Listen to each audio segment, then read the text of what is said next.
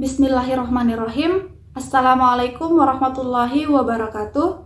Perkenalkan, saya Dirga Hayunensi dengan nomor induk mahasiswa 505001210117 dari program studi jurnalistik Fakultas Dakwah dan Komunikasi Universitas Islam Negeri Alauddin Makassar. Pada kesempatan ini saya akan menjelaskan teori komunikasi kelompok.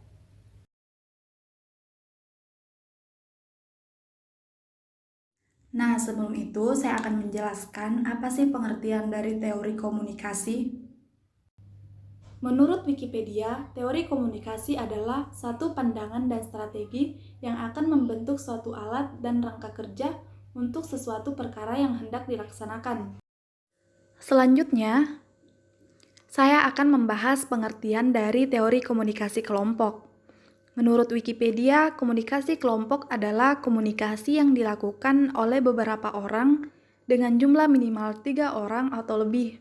Komunikasi kelompok merupakan studi mengenai komunikasi yang terjadi antara komunikator dengan sekelompok orang yang dihubungkan dengan tujuan yang sama.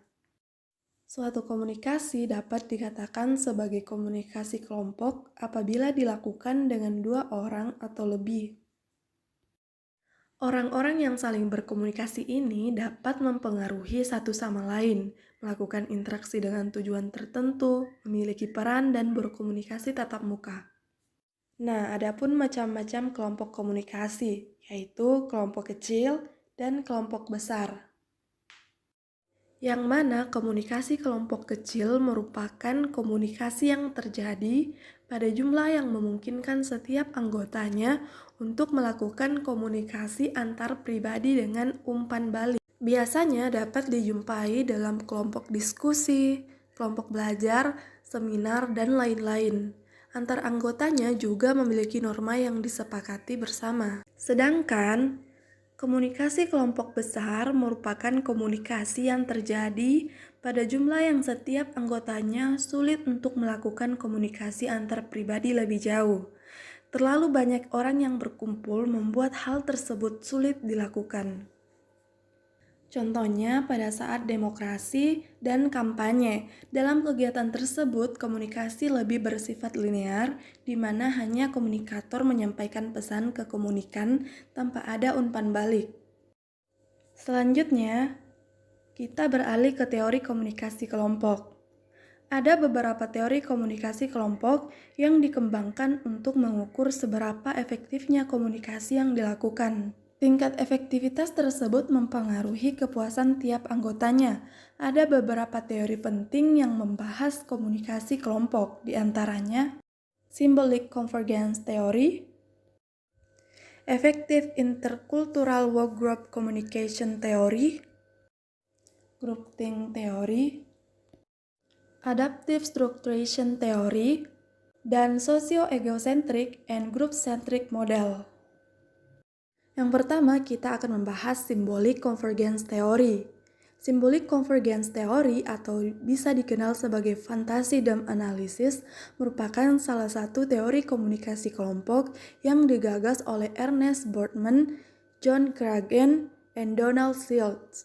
Teori ini membahas bagaimana setiap orang dalam kelompok memiliki suatu realitas bersama melalui komunikasi. Dalam teori ini, penggambaran kita terhadap suatu hal dapat mempengaruhi kepercayaan bersama.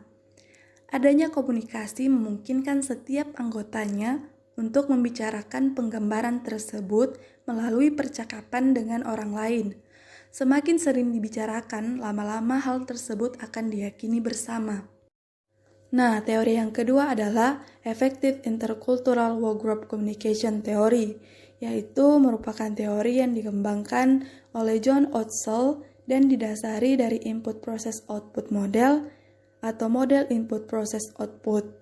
Pada dasarnya, teori ini berfokus pada kelompok dengan anggota yang memiliki latar belakang budaya yang berbeda. Teori yang ketiga yaitu Groupthink Theory. Teori ini yang dikembangkan oleh Irving Janis dan kawan-kawan merupakan teori komunikasi kelompok yang berfokus pada efektivitas kelompok. Fokus dari teori ini ialah bagaimana kondisi tertentu dapat menciptakan kepuasan kelompok yang tinggi namun dengan output atau hasil yang tidak efektif. Kepuasan tersebut ada karena kohesivitas kelompok, yakni besaran derajat seseorang untuk menjadi anggota suatu kelompok. Dalam kasus ini biasanya tingkat pengakuan antar anggota yang tinggi. Kondisi dengan tingginya tingkat kepuasan kelompok namun memiliki output yang tidak efektif dapat disebut dengan istilah groupthink. Groupthink biasanya terjadi jika kohesivitas kelompok dibarengi dengan ketidakterbukaan, pengambilan keputusan yang buruk, isolasi kelompok, masukan yang tidak memadai, atau biasanya dari luar kelompok, dan juga situasi yang menciptakan rasa stres antar anggota. Selanjutnya, Adaptive Structuration Theory. Marshall Scott Paul dan Geraldine DeSantis mengembangkan Adaptive Structuration Theory yang berfokus pada bagaimana teknologi informasi dan komunikasi dimanfaatkan dalam suatu kelompok atau organisasi. Teori ini menemukan fakta bahwa produk teknologi informasi dan komunikasi yang sama dapat dimanfaatkan secara berbeda oleh tiap kelompok atau organisasi.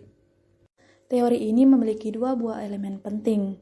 Pertama, struktural fitur, yakni fitur yang dimiliki sebuah teknologi, dan spirit, yakni manfaat yang diberikan. Fitur dan manfaat sebuah teknologi akan terus digunakan selama anggota kelompok terus menggunakannya.